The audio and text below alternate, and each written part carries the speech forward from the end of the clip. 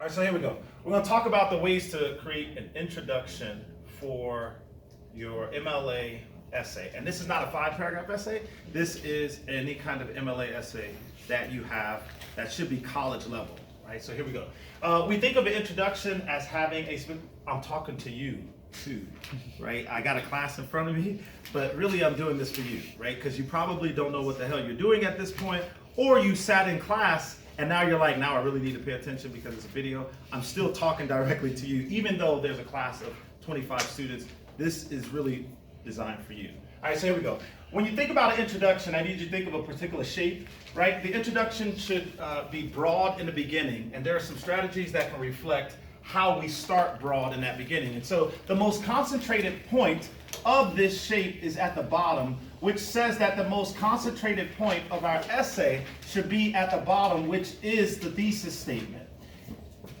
Now, we're not going to do what many professors or even teachers may have told you to do before, which is write an essay where you have the introduction and you start with the introduction. This essay, we already know what the body paragraphs look like. And so the body paragraphs would be boxes that reflect something like this, whatever the essay is about.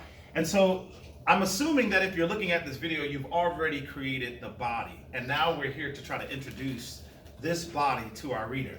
So the purpose of the introduction is to connect to the reader. And so the way that we start connecting to the reader is through specific strategies. And I'll talk about what those strategies are. So we're saying connect to reader here. That's the purpose. When you finish writing your introduction, you need to be saying to yourself, did I connect the content here in this introduction to the body or the content here in my essay?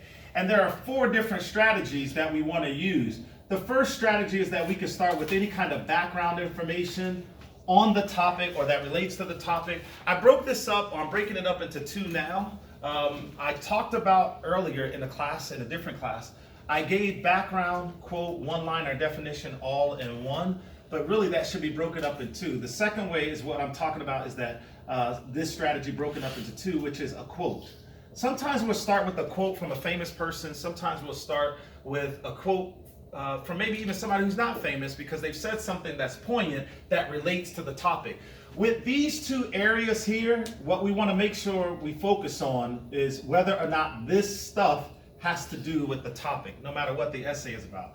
Or we can start with what's known as a specific example, something that relates directly to the topic and is representative of the topic itself. It's just not a specific example of what's here, meaning it's just not, you can't take something from here and put it into your introduction. And what I mean by here, I want to make sure I'm clear, is that this is the body. Again, we're assuming that we've already completed the body, and now we're working on a way to introduce that body to the reader. And then the last element is what's known as a contrasting element that relates to the topic, something that contrasts the topic. Did I see a hand raised? No. Okay, good. So this is all review. And so this is what's considered our opening strategy. And then we have what's known as our transition. So now we must get into the transition to thesis section. And then we have that last section here, which is the thesis. So the introduction is broken up into 3 different parts. It's 1, 2, and 3.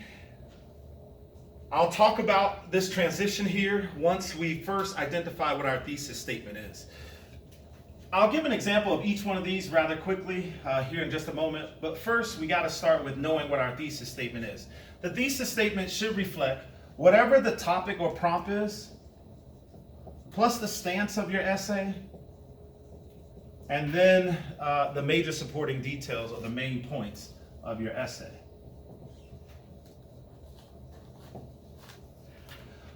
So we're looking for these 3 elements. I see a hand raised. So by stance, like our opinion. So by stance, what I'm saying is sometimes teachers will give you an essay that has to do with compare contrast, or they might have to, or an informational essay, or maybe it's an argumentative essay where you're arguing a particular point. Maybe it's a narrative essay that requires a thesis. What I mean by stance is understanding what type of essay that you're writing so that you can give that particular stance in the essay. So if it's an argumentative essay, you might be for or against something. You got to say whether you're for or against that area in that thesis statement. For this particular essay, so what I mean by this particular essay if you're watching this, you might be one of my students, and we're in Unit 2, and although I haven't talked about it being a comparison and contrast essay, that's what this is. We're comparing one idea, which is reading and writing, to other ideas, which are conflicts related to people who communicate differently because of their gender, and the ways in which people of different races communicate based on their cultural background. So we're doing a comparison essay, right? This is a comparison, not so much as a contrast. So we might want to use terms that reflect that comparison. So we'll use terms like parallel, or highlights, or compares. So the topic is reading and writing. So watch this really quickly. Watch this thesis statement. The topic is reading and writing, so I'm going to say that. I'm going to say reading and writing is easily compared to issues that relate to advantages and disadvantages based on gender, and the advantages and disadvantages that individuals have related to racial backgrounds. So that would be my thesis statement, because I'm going to be focusing on maybe some advantages that men have in the way that they communicate over women, or some miscommunication that happens because of gender. But notice how I say easily compared, right? Or I might say something like the word parallel. So I would say the relationship between the reader and writer parallels the issues seen in the way that gender groups communicate with each other, and the advantages and disadvantages seen based on a person's race. That would be my thesis statement. And all that you saw there in the thesis statement is that the topic was about reading and writing, the stance that I'm taking, plus the major supporting detail, whatever it is that I'm focused on in my essay. Does that make sense? Yes or no? Yes. Okay. Questions? Yes. Okay, so you said that on the connecting, on the first part, Mhm. you have the background, the quote, the specific example, and the contrasting element. Can I do all of them? Can I do two? Can I do, or just have to do one? No, that's a good question that you asked. You can do all of them, but I would not recommend you doing all of them. It would be a hell of a long introduction. I would normally say to try one out, and then if you need to do more, you can. I'm going to give you an example of that really quickly. So once we have our thesis statement, I'm going to quickly write this thesis statement out. What's the time that I have there on the video? 7:17. Shit, that's long. Okay, hit the pause button.